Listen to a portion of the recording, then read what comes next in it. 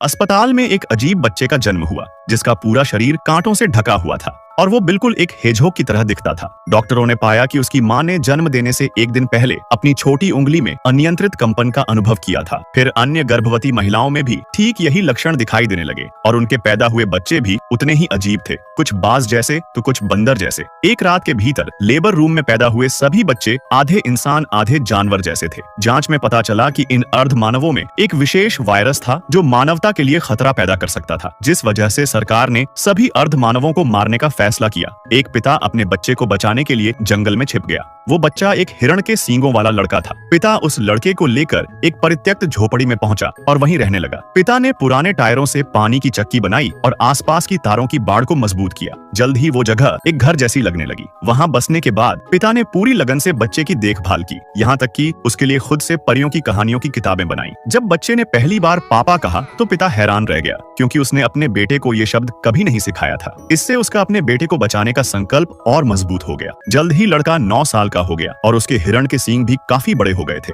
लड़के के जन्मदिन के दिन पिता ने सेब को केक की तरह काटकर उसका जन्मदिन मनाया। इसके साथ ही पिता रोजाना लड़के को जीवित रहने के कौशल सिखाता, उसे समझाता कि खतरा होने पर छिपना जरूरी है। भले ही वे जंगल में छिपे हुए थे, फिर भी उनके सिर के ऊपर से उड़ने वाले विमान उनकी शांति भंग करते थे, जो अर्ध मानवों के शिकार के लिए पर्चे बिखेरते थे। लेकिन लड़के के मन में हमेशा एक सवाल रहता था, आखिर उसकी माँ कौन है? एक दिन उसने अचानक एक हिरनी को देखा। वे जंगल के दोनों ओर से एक दूसरे को देख रहे थे। लड़के ने हैरानी से पाया कि वो हिरनी बिल्कुल उसी जैसी दिखती थी, खासकर उसके कान। लड़का दृढ़ता से मानने लगा कि वो हिरनी ही उसकी माँ होगी। और इस हिरनी ने, जो अचानक उसकी जिंदगी में आई थी, पहली बार लड़के के मन में तारों की बाड़ के बाहर की दुनिया देखने की इच्छा जगाई। उसने अक्सर अपने पिता से पूछा कि बाहरी दुनिया कैसी है। पिता ने थोड़ा सोचकर लड़के को एक कहानी सुनाई। इंसानों ने पर्यावरण को इतना नुकसान पहुंचाया कि प्रकृति ने उन्हें सजा देने का फैसला किया। आसमान से आई एक आपदा में सभी को एक अजीब बीमारी हो गई और इंसानों में अर्ध मानव पैदा होने लगे। लेकिन जो इंसान संक्रमित नहीं हुए थे, उन्होंने बिल्कुल पश्चाताप नहीं किया, बल्कि सारा दोष अर्ध मानवों पर मढ़कर उन्हें खत्म करने पर तुल गए। इसलिए पिता को लड़के को लेकर जंगल में छिपना पड़ा, ताकि वो उसे नुकसान से बचा सके। जल्द ही लड़के का 10वां जन्मदिन आ गया।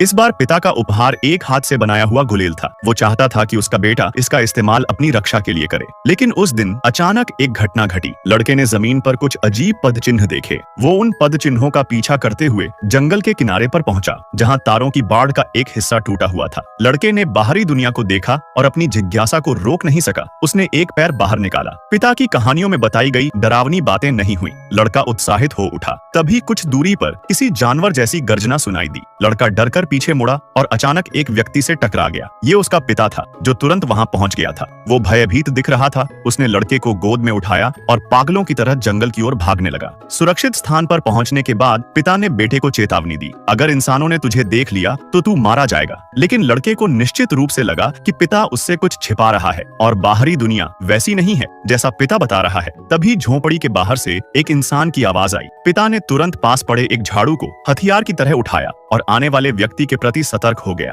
दूर से आने वाले आदमी ने गलती से समझा कि पिता के हाथ में बंदूक है। वो डर गया और पास नहीं आया, बस इतना कहा कि वो अपनी बहन की तलाश में जंगल में आया है। तभी लड़का भी जिज्ञासावश वहां आ पहुंचा। पिता ने तुरंत उसे आंखों से इशारा किया कि छिप जाए। बातचीत के दौरान उस आदमी ने महसूस किया कि पिता को जंगल से बाहर की दुनिया के बारे में कोई जानकारी नहीं थी, मानो वो बहुत लंबे समय से जंगल से बाहर नहीं गया हो। तभी अचानक लड़के के हिरण जैसे सींगों ने पास की झाड़ियों को छू दिया। पिता ने तनाव के साथ उस ओर देखा और जब वो वापस मुड़ा तो वो आदमी गायब हो चुका था। वो लड़के को लेकर आगे बढ़ा तो देखा कि उस आदमी ने चुपके से तारों की बाड़ पर एक निशान बना दिया था। जाहिर था कि वो फिर से आएगा। पिता तुरंत लड़के को लेकर घर वापस आया। उसने वायरस को झाड़ू के सिरे पर लगाया और लड़के को एक गुप्त कमरे में छिपा दिया। जाते जाते पिता ने लड़के से वादा लिया, चाहे कुछ भी हो जाए बाहर मत निकलना। लड़का नीचे बहुत देर तक इंतजार करता रहा, लेकिन पिता नहीं आया। तभी गुप्त कमरे के बाहर एक अजीब आवाज आई। लड़का तुरंत बाहर देखने गया तो उसने वही हिरनी को फिर से खड़े देखा। लड़के ने सोचा, क्या इसका वास्तव में मेरे साथ कोई संबंध है?